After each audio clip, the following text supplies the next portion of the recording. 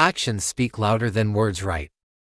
Well, throughout history people have used their voices to speak up against what's wrong and change the world to be what it is now, and it has worked.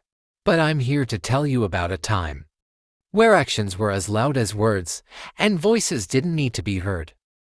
Throughout history, deaf people have faced discrimination and oppression. Often they were seen as dumb, especially if they couldn't speak.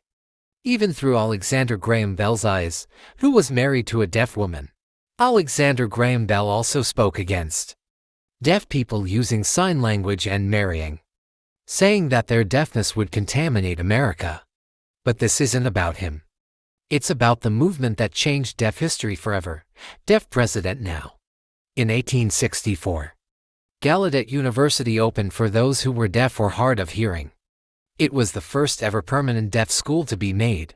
However, despite this university being created for deaf people, for 124 years they never once had a deaf president. In 1988 an election was held. There were 2 deaf people and 1 hearing person.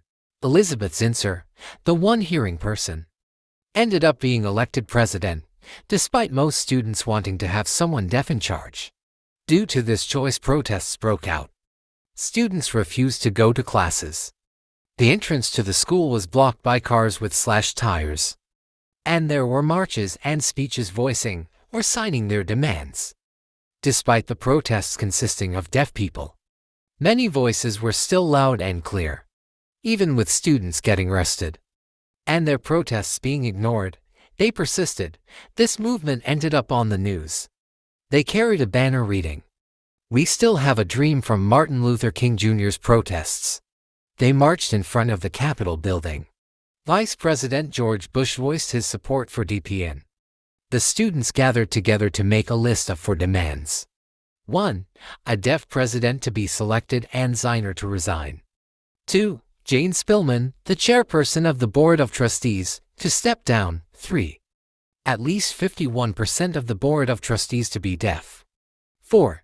There to be no reprisals for anyone who participated in the protests. On day 2 of the protests, the students had first made these demands. On day 3, the protests had reached national news.